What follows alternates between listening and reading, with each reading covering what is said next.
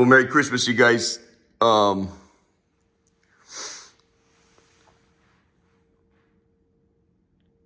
yeah, Merry Christmas. I just woke up and, well, I got a cup of coffee going and I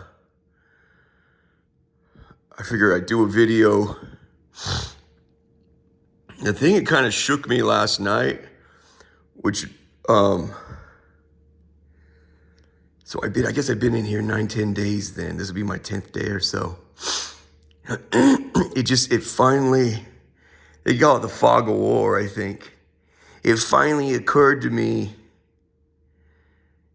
that I have not heard a noise since being here. I have not heard one neighbor once. It's just unbelievable. So much so you would think you're all alone. If it weren't for the fact that I saw a congressperson come off the floor on the night they were doing the shutdown. Like a hurricane coming flying, flew down the hall to another. And the fact that I can see here, excuse me.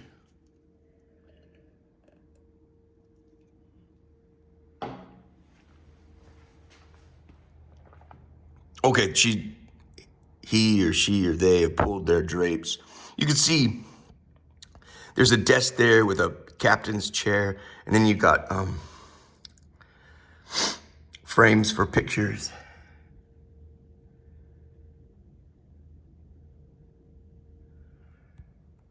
You guys, nothing, not once. I haven't heard a single thing. The value of this cannot be overstated. For the first time last night, I slept almost 11 hours. It's, I hardly know what to say about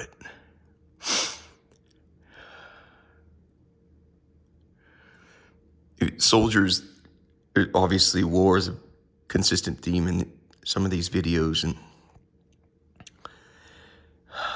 when you have so much war of it, you can study human behavior. And it's one of the few things they started realizing with post-traumatic stress disorder. They first started noticing, I don't think they knew what to call it coming out of the war or going into the war. that it didn't occur. There was, how you ended up finally getting what they call post-traumatic stress disorder. It was out in I think it was out in,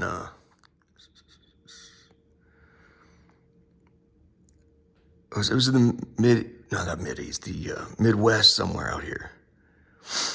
It was like Illinois or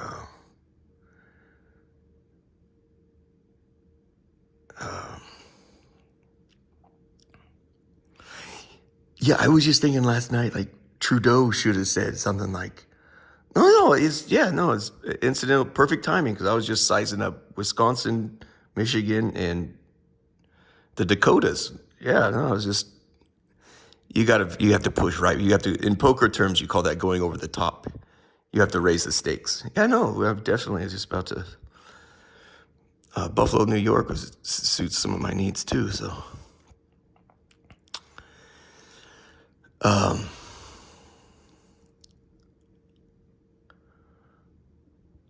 Thank you, post-traumatic stress. Thank you. Hold on.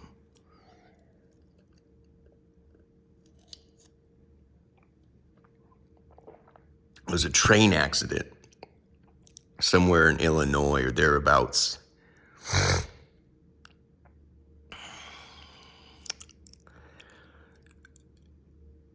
Yeah, one train hit another.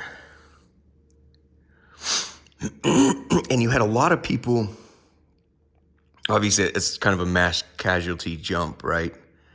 Everyone shows up to who's hurt, who needs help, who's been wounded, how do we bury the dead, what do we do? A lot of people that were in that accident, that train accident, excuse me, reported, no, I'll be fine, I'm okay. It scared the shit out of me, or, took us all by surprise. Yeah.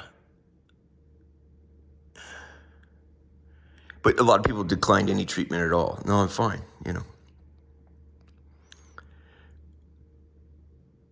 it was approximately almost 6 weeks later that a lot of them felt like they were being attacked in their own house, or there's dangers lurking around every single corner. And so horrified and terrified were they and their family members and their coworkers. Well, they eventually went to the doctor and said, I'm pretty, I'm not doing well, That's what they call it, post-traumatic. About 6 weeks out, or 45 days from the traumatic event, is when symptoms begin to set in. And they noticed this, that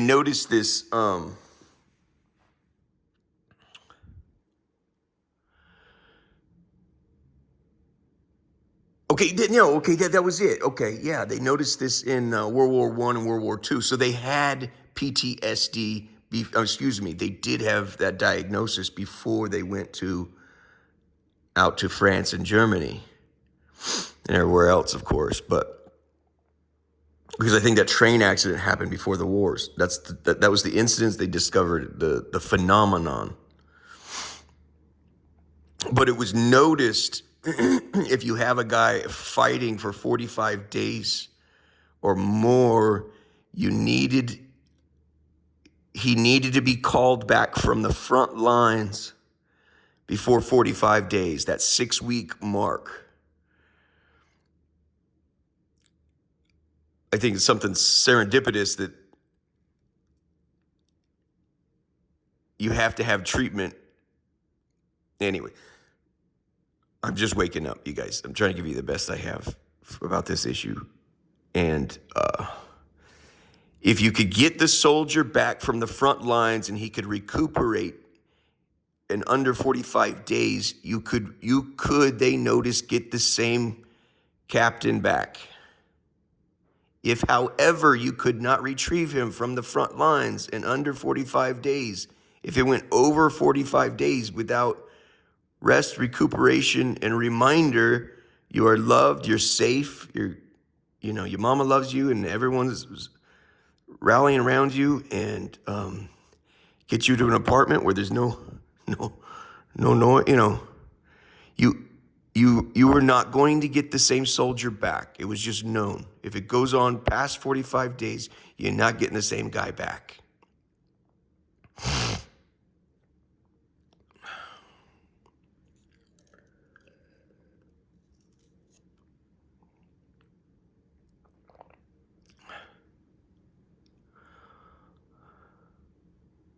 There's a book written called, I highly recommend it. Everyone does, but no, I don't think anyone reads anymore. It's called All Quiet on the Western Front. I hear there's going to be several movies made. It's such a good piece of literature. You have to read the book.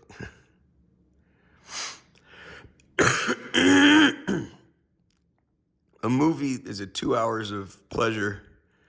And it's anguish, too. It takes you through an emotional ride, right? But the book is 20 hours of, you're savoring the event. But the book is called All Quiet on the Western Front. It was written by a German who served on the front lines in World War I. And when you read the book, you realize there's no difference between a German soldier and an American soldier. We like to, every time we conquer or annihilate an enemy, they're the bad guy. You read this guy's book, and he doesn't make one comment about who's the bad guy. It doesn't, it hasn't got anything to do with that. But so it's written in German. It had to be translated into other languages, and it was all over the world. But the strict translation in German is, instead of All Quiet on the Western Front, it's the strict translation is no noise over there. no noise over there. Makes me think of all the guys at 801 East at the shelter that I left behind. Yeah, they look across the river and go, there's no noise over there.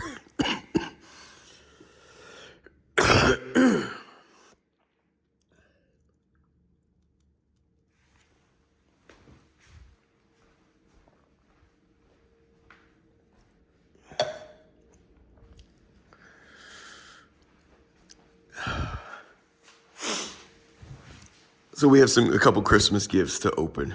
I don't know where we're going to start, and I don't know where we're going to stop. I think we're going to keep it real simple and just do these two. Yeah. No. Let's finish with the. All Quiet on the Western Front. You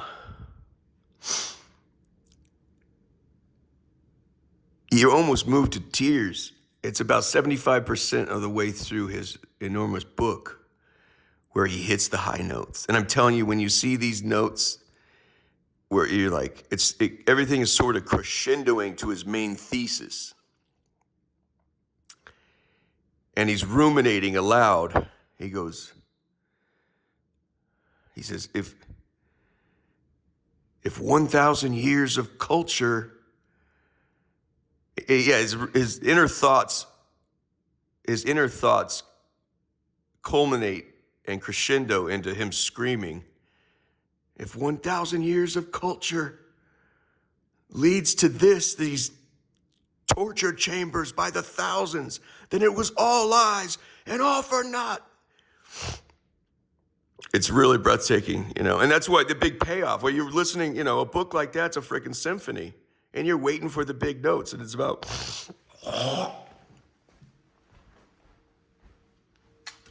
excuse me. I've been fighting a cold for now. We're going on, I'm like 18 days in, I'm fighting this cold. If 1,000 years of culture leads to the endless streams of blood and torture chambers by the thousands, then it was all lies and all for naught. He says that, anyway, it's just something worth,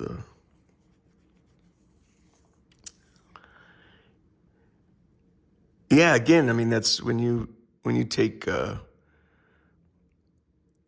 God and religion off the engine, you run it hot, and next thing you know, you have torture chambers by the thousands and endless streams of blood. When you really started off with good intentions, hey, if we just need a little extra land here, and it'll end up being better for all of us in the end. There'll be less fighting. We'll build a better society. You had the best intentions, but he's right. Running a society without God, it's all lies and it's all for naught. No matter how close you got to docking at the International Space Station, it's fruitless to launch from Cape Canaveral. It's just,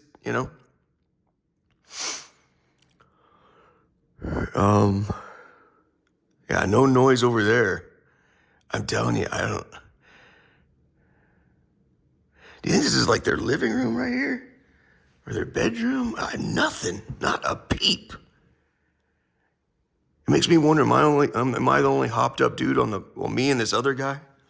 We the only hopped up dudes on this block? I imagine this one could be vacant. I don't know. I would think that this one's vacant right here if it weren't for the photographs and everything there, and that they close and the shutter, the blinds. Guys, again, I don't know what you've seen. I'm just going to go ahead and pretend. I guess I'm going to pretend you haven't seen much. Jesus keeps teasing me.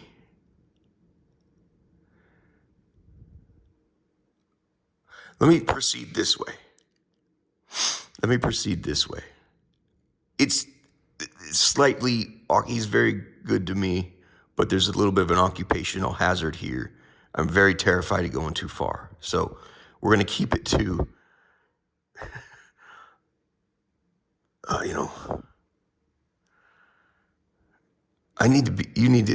you can't tease me like that. We're just going to keep it just kind of, it's Christmas stuff right now. That's way too heavy. That would kind of obliterate. Thank you. Very good.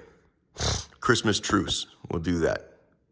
We're just going to do Christmas gifts. We're not going to do the jumpity jump. In World War I believe there was trench warfare. It was trench. Something we finally figured out and to hold a position. But I think that, excuse me, I think it was in World War One. They said, truce, it's Christmas, truce. You won't shoot us, we won't shoot you. I think they shared their Christmas ham with each other. Germans and English and the French, they all sat around, and at the conclusion of Christmas, they went back and started killing each other again. But so I think it makes it easier so I can proceed. It's terrifying for my day when Jesus rattles the chips like that. So anyway, I did tell you guys that I asked for, when Mary showed up, as my 7 prayers, my 5th prayer was to have the most beautiful woman in the world whose inner beauty exceeds her outer beauty. The other 6 prayers were perfectly in keeping with an individual that knew you want to store up your treasures in heaven, asking Jesus to punish me for my sins. It's revolutionary and it's nuts, but it's radically righteous. So what you might look at my life, or sift through this diaper or that diaper and go, hey, I asked to be, instead of be forgiven and pardoned for my sins, I said, please punish me for my sins. I thought I knew it would equal radical things for myself. Can I real fast? There's an Old Testament scripture. It said the heroes of old. Back then he says there was heroes of old, men of renown and heroes of old. Something like that. You guys will know which one I'm talking about. I can't remember, any Christian that's come up through the system. And that's what I had in mind. And I'll explain why thinking with the transverberation of the heart, the circumcising of the heart. This is how I imagined it. Imagine there's a giant banquet where the best soldiers are invited to sit down and dine. These men of renown and heroes of old, they're invited to a giant banquet. There is a unique, exclusive club. Very, it's kind of what America's thing, right? It's what branding is, exclusivity. I imagined at this banquet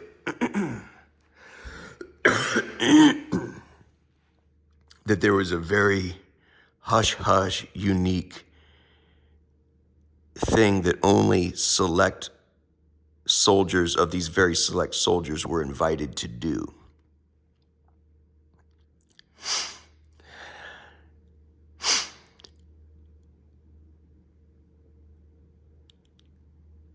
And maybe there's a hush-hush group, and they knew, and it's like they tap one guy on the shoulder and say, hey, we would like to invite you. There's an even more exclusive, we only select from this group here. We'd like to invite you to, we have this thing, it's a ritual we do in the back. We've singled you out to join our very exclusive, among all these exclusive heroes. We'd like to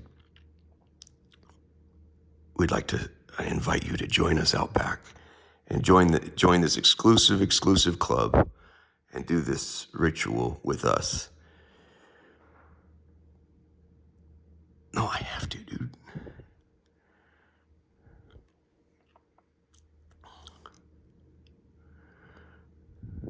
I know you just sat down to eat, from this great banquet you've dreamed about your entire life. Okay, well, can I ask, what can you give me a little insight to what are we talking here? Well, it's very painful at first, but you after it's over, you're going to be a soldier like no other soldier in the history of the world. There's no one like it. Okay, what happens is we get this iron out back. We have this iron heating. It gets super red, white hot. And somebody grabs a tongs and they pull your tongue out. And they sear all the taste buds off of your tongue.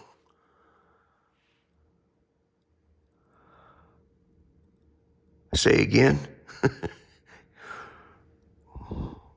We're going to mortify all your taste buds. You see all these world-class soldiers eating and then lapping up this meal. Well, you'll never be like them ever again. And it's going to make you a soldier beyond your wildest imagination. Because you're never going to, again, desire to slop like this. That's how I interpret a transverberation of the heart. You're never going to want this shit again anyway. And that's why it's slightly terrifying. You're like, well, I'm used to this reward system. I like quiet shit. I like, real chesty jumps, Well, then you're told, yeah, and you finally get a mother that's, the mother of your dreams, and I'm loved and this and that. So I'm scared, like, a transverberation of the heart. Well, it's going to wipe out a lot of your taste buds. You're no longer going to desire to sit down at the banquet. I'm like, well, I stopped desiring this. I like this. I love, boy, the quiet. I love the quiet. It's like, well, it gives you a glowing heart for, for the will of God, To me, when I prayed for that, that's what I wanted. I wanted my taste buds seared off forever, And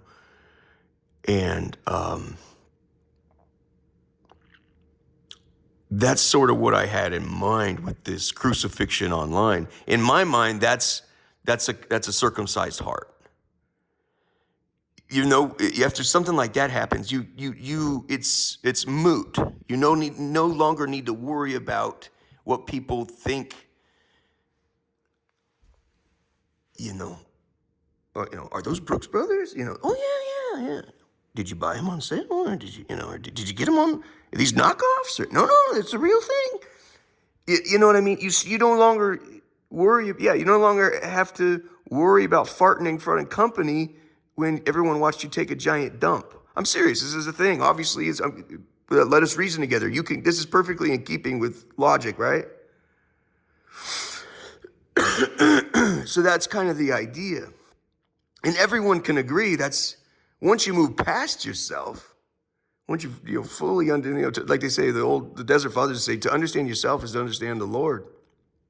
You're trying to examine, what do you want and why? And of course, you mortify the passions, right? That's a process. And obviously, my passions are mortified. That happened online. What was interesting was Jesus said, "No, well, this is your crucifixion, to pay for you and your family's debts. However,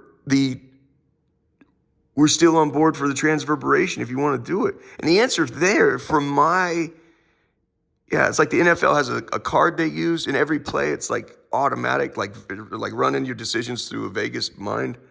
What you do, I don't think twice. I have to say yes. Your schematic might be different, but mine's like tuned in like a Vegas scorecard on how to, you always go for 2 points in this situation or whatever it is. What's your most highest probability?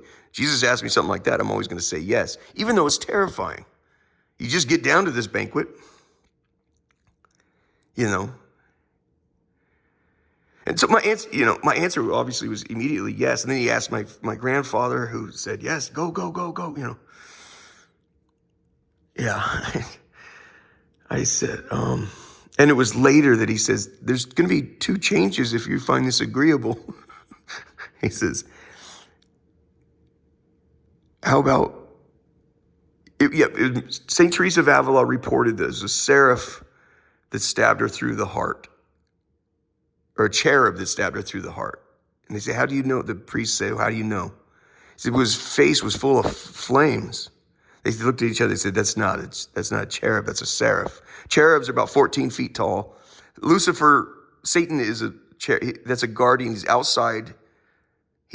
That's outside the throne room. They're like guardians. So he's sort of second in rank in the choir. However, for whatever reasons, I don't know, he was prince of all the angels. Okay? Inside the throne room are smaller angels. All they do is glow with, that's why they're on fire. They glow with the fire of God. So that's what he said. It's not a cherub. You see these, like in Valentine's Day, it's a little cherub, a little cute little angel with wings. He's got the little, Sam Cooke. Pull back your bow and let your arrow flow. Straight to my lover's heart for me. Ain't nothing like that. They're 14 feet tall. And they possess powers that are just, But they're smaller and they are inside the throne. They just go, that's what seraph, I think the root word of seraph is flame. So he stabs through the heart. He said there'll be two changes if you're agreeable to it. Instead of being your transverberation coming from a seraph, how would you like your new mother? How would you like your mother to perform that? And obviously, the answer is yes. I mean, you can't get any better than that. But I remember I later quipped as I'm walking away. I said, "Well, is she handy with the steel? You know." So you're taking several stabs at it. You know? Hold still. Yeah, Saint Teresa of Avila said it actually went. I think it went through her heart and into her stomach. She said She said it hurt so bad it felt good. Imagine that. And he says in your last prayer number 7, he says it was for me to just come get you when all this was over. And again, I'm telling you, I never thought, oh, this is gonna be. I just figured every single day. I think how many people depart this world? 150,000 or something. I mean, you got to understand, it's a giant thing. And there's some precedent before that Jesus would just show up and, all right, let's go. You know, I just thought in my old age, I'm on the night I die. That's what I said. I think the 6th prayer was, I don't want to die. So instead of dying, I said, please don't let me die. And then prayer, that was the one that was missing. Thank you. Prayer number 7, just come get me. So I just figured I'd live a long life. And it was one of the things I think at some point you realize prayer, you know, I think I prayed for a long life full of years. It's just an old saying, long life full of years. I've been at war for too long, you guys. I don't really. However, whatever the Lord's got, but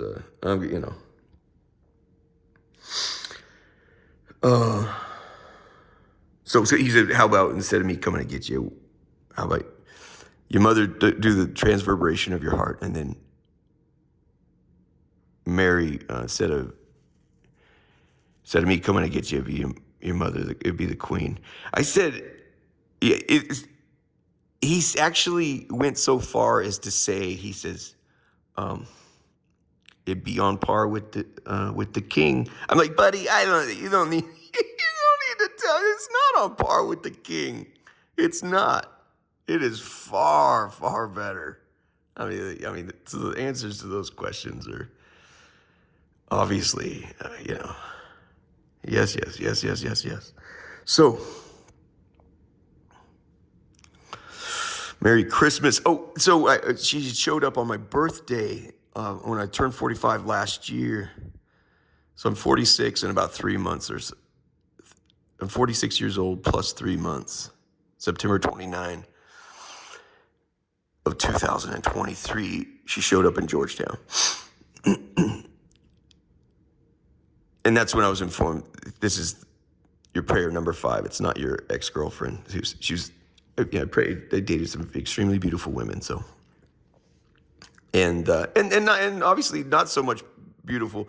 You know, my family. When I was a kid, my uncle. I think I was in middle school or something. He said, "You got yourself a little girlfriend or whatever, or a pretty little girlfriend or something." I said, "Well, she's a girlfriend, not pretty." You know, he went ape shit. He slammed his feet on the brakes of the car. Immediately stopped. There is no ugly. I feel like he set me up.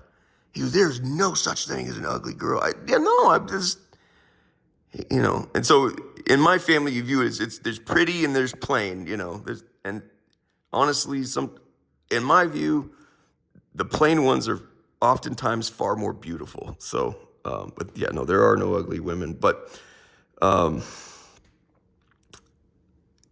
anyway, so I said, okay.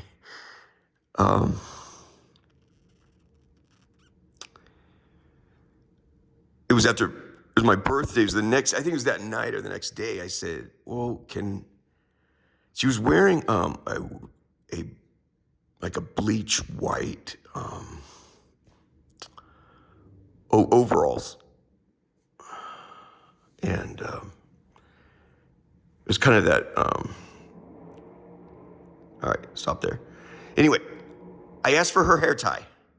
And so I received it 1 week later.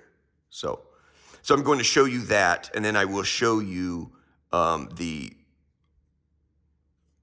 rosary I used and have been using, but the rosary I used down at the Franciscan monastery, the Valley of the Shrines, where Mary, Jesus, and Joseph showed up. I'm told there was other people there, though, but those are the three. Yeah, it was, I think, a pretty massive ordeal is the impression I got. Though, yeah. I'll tell you this. He says, at one point, he says, I think I'm not going to avoid that. Let's just get to Christmas stuff. The point was, he says, yeah, my mother was right over there praying for you. So it's just something about the royalty or the dignity of God, the Alpha and Omega. And I don't know how that works. I've read the Catholic Church say this. It says, Jesus gets a lot done through the saints. So where he goes, I guess you have people, and that's kind of, I guess my job as a saint then is I'm praying to God as he does his work. So it's I'm guessing, it's guesswork. You guess, to use your own judgment and calculations. It's an indignity for him to have to approach what I was told, you're a worm. Yeah, I mean, you know what I mean? Or even worse, you're a maggot, It's an indignity to him. And so what consoles him as he approaches to interact and deal with this scumbag is he has the saints that he has chosen to pray and comfort him while he's doing this interaction. That's how I square up these interactions, what's going on. And so he told me, no, he goes, at that time, he says, my mother was right over there praying for you. Which is incredible because it went on all stinking night, man. It went on over 3 days, Finally got I was supposed to be there less than 2 hours. He kept going. Sunday morning, I didn't leave there till the morning of September 4, when finally he relented and popped the lock, I was so tired. I was so, yeah, no, I mean, that has the ring of truth. At that point, I was trying to run away. I could not get out. After 3 days of very little food and water and praying, I'm exhausted. I can jump to darn near, it's Christmas morning, I shouldn't cuss, darn near any fence. I know the way to get in to the Valley of the Shrines. I know the way in. I know how to break in. I was so depleted I said, I need you to unlock that gate for me, otherwise I can't get out of here. He finally relented 8 a.m. after we settled. When there's a problem like this, you go to Mother Mary, And so I talking with her, consoled the whole situation. I said, please, would you ask him if we're cool and everything, unlock that gate in the very, very back. And so I walked up to the gate, and I'd gone several times trying to get him to unlock it so I could get out. And the last time I went to Mary, I said, please, I'm like, this was my last shot. I went to go see if it was unlocked. He jacked with me. It looked like it was still, as I'm approaching, I'm like, I'm just dead at that point. As I got closer, I'm like, it's unlocked. I know he did it on purpose. I'm telling you, he did that on purpose. He could have twisted it a little bit, so as I approached, it would have buoyed my strengths, like, oh, I'm free. As I got close to it, I'm like, it still looked locked. And then I'm like, oh, it's unlocked. I'm gone. I was like, I'm out of there, man. Whew. Anyway, I get the sense that was very much a dress rehearsal for when Mother Mary's going to come get me, you know. Um, what you're witnessing now is these are consolations, you know. A life like this, I could go on another 40, 50 years. I've seen nothing but war for way too long. I'd like to go. I love everyone, and I think everyone knows that, you know.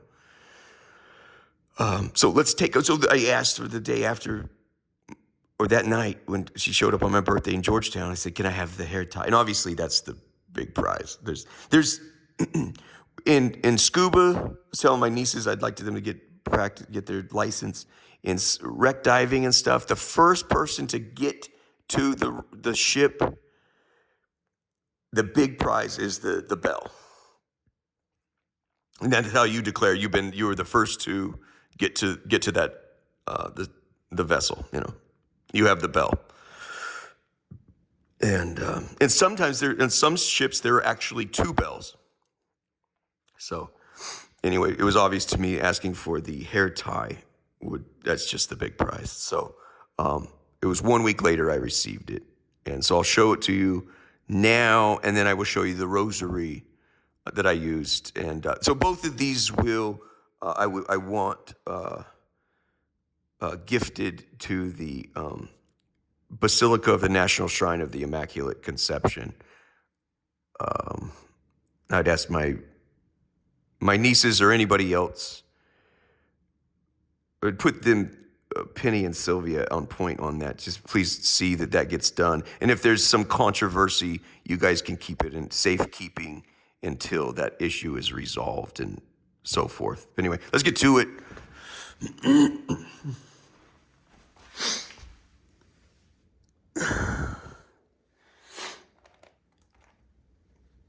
Okay. And this is on the sweater that I wore that day.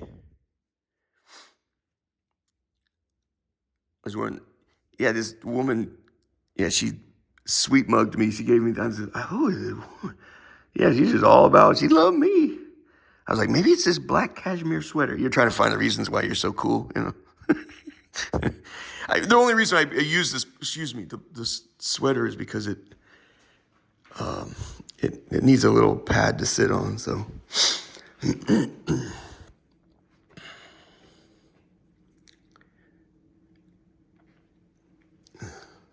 me. So, well, there it is.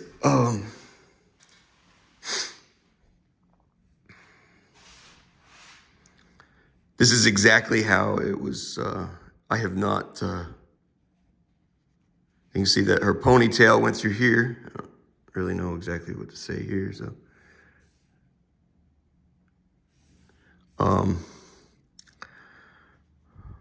So I'll give everyone a little close look there. So nothing has changed here. This is my point. I've not let it been handled too much at all. No one else has touched it other than myself. No one else knows about it except for Jesus, Mary, and Joseph, and Laura, of course. So anybody, any of Homeland Security doing their job or pretending to do their job would know about it. But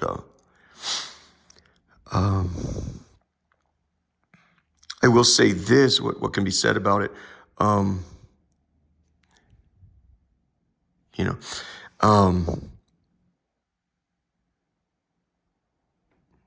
It smelled beautiful for about 2.5 months. I'd love to kind of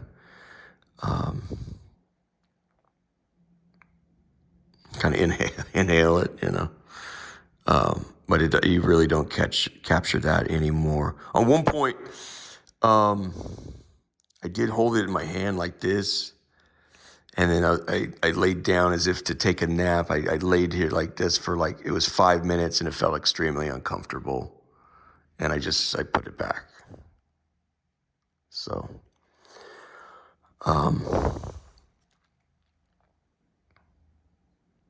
anyway, I like the colors, and obviously Mary likes it too. But I was really disappointed at about 2.5 months. The pretty smell sort of went away. So, then I had kept it, just so everyone knows, it was kept for a real long time. I just kept it in a drawer at the homeless shelter. It was then kept in this rose gold case here.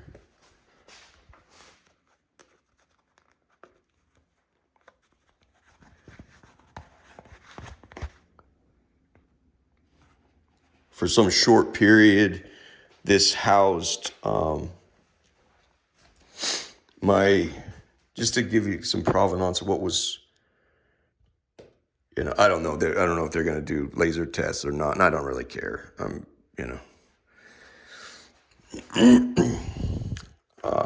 This was used, so I had to clean this out, but I had used this this is my razor from Hawaii. That's koa wood. I was telling you guys about koa wood. It sort of dances. There's like tiger stripes. It's sort of, the tiger stripes will sort of dance like a hologram and the only thing I'd say for these guys, everything was like Louis Koa or something, just a local Hawaiian artisan. This thing is marvelous, man, with the gunmetal gray and such. The only thing to improve on this matter was you could seal these edges. You see how it does this jump here? See how it rots a little bit on the edges? Other than that, it's like an incredible product.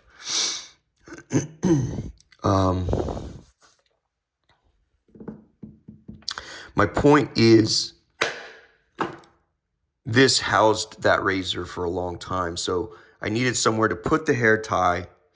This is a little too small for the hair tie, so it's slightly scrunched in there, but I cleaned it out as best I could. I was running out of space. I'm at a homeless shelter doing what I can. Yeah, I think they call it, thank you, curly. It's called curly koa or something, but there's different strands of koa. There's different, anyways, real beautiful jump, but so it was a little bit like the edges were sort of scrunched in like this into that little glass case. But this, in no way I've not loosened it. I've not tightened it.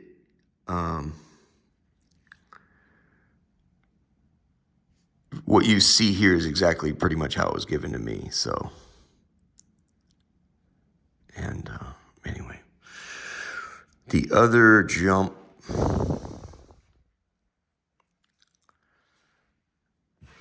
is where is it? Okay. Oh, excuse me.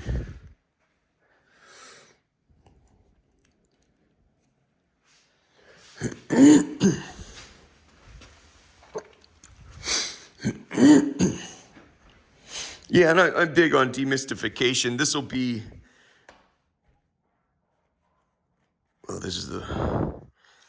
I don't know, I've never been through what they call RCIA. Catholic Church has a process called RCIA. It's Christian Initiation. I think they changed the name to something else now. I've never been through that. Guys, I would encourage you to enjoy it. I would imagine you're not trying to race through it. You're being, as you get your college education, and your dream is, foolishly, you dream of nothing but money. So you're like, well, now I've got this, what some people refer to as an education. Now I need to learn finance. Anyway. Enjoy the process of Christian initiation in the Catholic Church. When I was talking about Protestant evangelicals, bullshit religious freelancers is all of what they are. You get saved in 5 humping minutes. Buddy, I'm telling you, they're robbing you. They're stealing from you. It's a wonderful process. And getting saved in 5 minutes, committing your life to Jesus Christ obviously is a must. But with the Catholic Church, that's a process that takes in the neighborhood about 1 year. And I would say, yeah, you have to process an entire life. You're learning an entire new worldview, and you need to process that out. Process an entire new worldview of everything. And some people might go halfway through and go, this really isn't for me, or something. When, do you get married in 5 minutes? Do you find the woman? Some people think, no, I knew this was the woman 5 minutes in. That happens, sure. Would you suggest everyone get married like that? You enter an engagement period, right? And it had to show the ring of truth with Joseph and Mary. Joseph, he filed for divorce. He was going to file for divorce. He says, and he liked Mary so much, he did it secretly. He was going to go back secretly. Hey, she's pregnant. She's with child, and I have not. It ain't me, And they were going through that process, and an angel showed up and said and told Joseph what he'd already told Mary. No, this is the child. This is the Son of God, and you are to take her as your wife, and you are to be a father to that son. And his name's going to be Emmanuel, which means God is with us. And so Joseph and Mary, as Jesus said, you have to understand, like, Joseph isn't this outlier. Joseph raised me like I was his son. That's my dad, And anyway, I got off a little bit there. So this was the rosary that it happened with. And enjoy becoming a Catholic. Enjoy that it takes a while. Work it through. If I could extend it to, I don't mean to say that, but in my view, you enjoy the year-long process. Would you like to work in finance if it took 5 minutes or just took 1 year of training? It's a lifetime of stuff that learn the nuances of this and that. So you become a Catholic Christian in 1 year, whatever it is. You're finally allowed to take communion. And in my view, it's a lifetime of a process of becoming one with God. That's what Catholicism is. You're practicing holiness until you are subsumed and, you spend your whole life consuming the flesh of God, and eventually, once you die, he consumes you. You're, just like the guys in New York or wherever they practice high finance. They have these new guys and they mentor them. What they're doing is it's a transfer, or what you would call tribal knowledge. You cannot figure out this game and master it in however 18 months that it took for you to, after you got your master's degree, now you practice finance for 18 months. Buddy, you ain't even started. You would agree with that, right? If you want to master high finance, there's going to be a whole lifetime of transferring tribal knowledge. This is Catholicism, in my view. The best way I can encourage you to consider how the process of what it's saying. You got Desert Fathers. That's a collection of thousands of years of guys that has been through it. This guy has this weird avant-garde way to doing it. This guy had that weird way. A lot of people went this way. Francisca de Asuna. Teresa of Avila was reading that in the year 1300. The book Divine Intimacy, which was my favorite. Jesus asked me to give away 2 days before, just as a show of faith or whatever, exercise in faith, 2 days before Mary got here. That is thousands of years of collection of people that have been practicing it. If you head off to high finance or wherever you're going, aren't you trying to find those books that hold the thousands of years of tribal knowledge or whatever it is? You get the point. A lot of people, what they're trying to do with the evangelical, the problem they tried to solve was to give you your salvation immediately. Now you can go play grab ass and do as you please. You get to go. You're now a man with two hearts. You're serving your passions in this world, right? And I think Jesus made it clear, then you're not fit to be my disciple. And, you can either trust Jesus on this, or you can go your whole life trying to stack pleasures on top of your passions. And at the end of your life, like I think Steve Jobs says, what a waste. Or so I don't know. So maybe his wife might be offended by that. I don't remember what Steve Jobs' last words were. It came out that I think he met with like a Buddhist something or other. Let's just put it this way. Yeah. Okay, there's a better one. Thank you. It was Rockefeller or somebody out in New York. On his deathbed, he says, what would you do different? He said, buddy, I'll tell you right now what I'd have done different. I'd have bought every single square foot of Manhattan. That's an idiot for you. That's an idiot for you. Now, Steve Jobs or anybody else say, yeah, what a waste. All eyes and all for naught.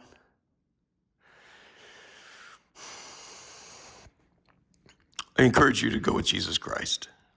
And the Protestant church and the evangelicals are like, well, you can have Jesus Christ. You accept him as your Lord and Savior right now. I think it's good to make, obviously you need to make that commitment, but I see that church as a grand waste of time. They do have, I've said in other videos, thank you, maybe listen to a Protestant sermon once a month. They're fun. A lot of the theories are great, but you won't see them practicing those theories. They're bound. They're duty fucking bound. They are duty. I will cuss on this point. They are duty fucking bound not to follow the laws. The laws no longer apply. They tell you, you misunderstand. The little young man after the sermon will go up to the preacher. I'm moved deeply by what you just said. How do I get closer to God? Well, you can't. And this is what the preacher will say. Well, you can't because he's in your heart now. Now you just go live. You have fucked that child up forever. Well, until God comes through and rescues him. You have created a spiritual mutant.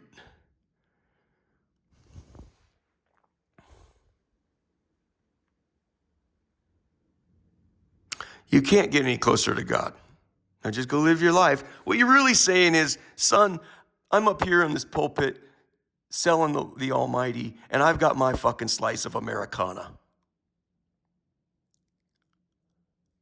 Go get your slice of Americana. That's what you're saying.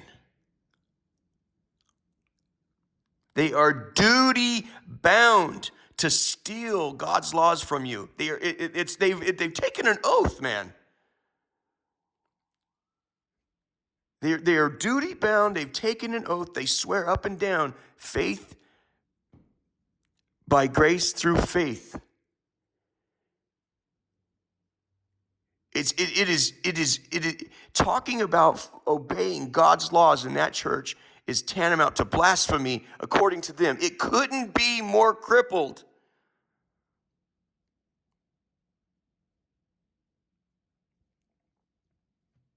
Well, you can't get any closer to God. He's in your heart now. Now go play grab ass. You will fuck that head up forever, man. Okay, well, there's something inside me that tells me I should probably be like doing this, but I don't know what it is. I should be like getting serious about the Lord, but I've been told so many times that's the preacher chasing his tail like a dog, and he'll never catch it. He'll never catch it. What is that? The Kaiser Soze? The Usual Suspects? The one guy, they were put on. He says, all I need you to do, a ship has been stolen from me. There's $91 million of cocaine on it. Get my ship back. You can have the $91 million of cocaine. They take the ship. They kill the guys, the Turkish guys or whatever it was. And the one guy says,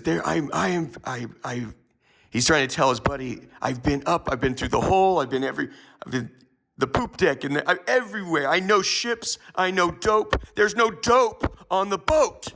And he said, it goes on and on and on. I'm telling you, there's no dope on this fucking boat.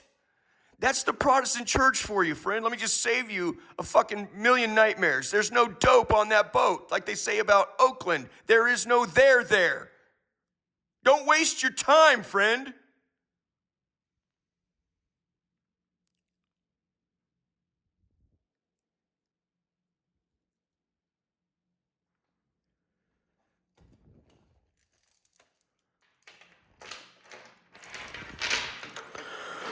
I purchased this online. I believe it was out of Sacramento or somewhere in Central California. I think it was called Rugged Rosaries. And I think when a priest feels this thing, he's deeply moved. They're shocked. In fact, you'll never see a rosary built. So one of the they make a joke. It's like you can make a cottage industry out of repairing rosaries. This puppy is made out of paracord. My guess is the reason why they did it. Let's give it a little backdrop, make it easier to witness here. Kind of sets it off a little bit better. I don't know Rugged Rosaries backstory, but I get the feeling they were making these for guys going to war out in the Middle East. It's made out of paracord. So it's I think one reviewer wrote, he says, buddy, this thing's good for prayer or a street fight. It's that, yeah, I mean, you could choke a person out with this. It's incredible. So I will say this, excuse me. Jesus asked me to treat this like this is him. One occasion I set the rosary down. I was at the homeless shelter on the work side. I set it down. He said, hey, I can still see. I go, what? I can still see. Put me back in the jump. When I'm praying, he insists that I completely cover it like this,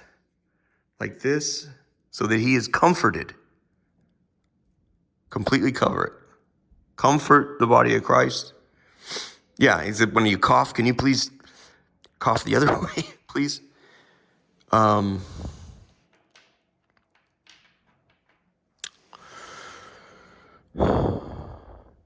Learn the rosary. And I'll have stacks of paper for there's the Chaplet of Divine Mercy, which is in English.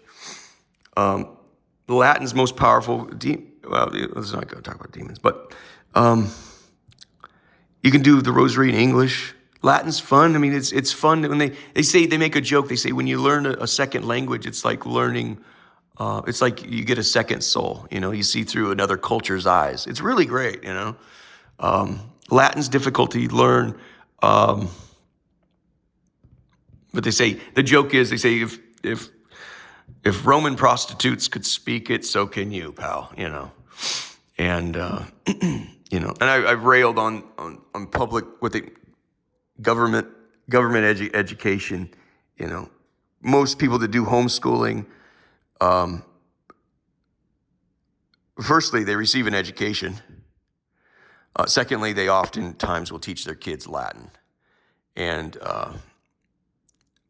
I'm a big fan of homeschooling, and mainly because I feel that that's the job of family. But to shove it up the NEA's ass, I'm a big fan of education, motherfucker. That's not an education down there. You want an education or something approaching an education, you sort of have to go to a private school, and even then you're getting horse shit. Only the rich kids, it'd be like the rich kids, I think I talked about this before. Could you imagine they get private marketplace education? It's like Nike and Adidas, but your kid has to go to the government warehouse where they sell where they give you free government shoes. Why is this kid? Because you're trying to eradicate the country from Christian religion, aren't you? Yep. And probably not a fan of capitalism, are you? Nope. The NEA, you populated by Marxists, are you? You tell me the little fat kid can't go get a private education. He has to wear government shoes, where the rich kid gets to go select his Nikes and Adidas or Hokas or whatever they are. But this is partly as well, and I don't know what the outgrowth of the public school, the government school system, that shit don't go, man. I don't know why America ever allowed it. I don't know. Oh, Check that. Thank you. They needed a babysitter so they could go get their passionate jumps. There's stuff to be got out here. There's part of the fracture of the family, right? You should be teaching your kid, history, war, religion, culture. What are your values? Well, you don't want your kid to be left out, and then take him to a fucking snow fight. Take him to a snowball fight, or you rent a boat out here on the river and invite all the neighborhood kids. Drag them around. That's what our parents and uncles did. You take your kid out to the river and say, bring all your friends, and then so you drag them all on an inner tube around the river, around the lake, and your kid is cool while the other kids are, hey, can we go again? It's just because you homeschool doesn't mean you're fucking weird, man. You can homeschool and kick fucking ass, man. I insist you do, please.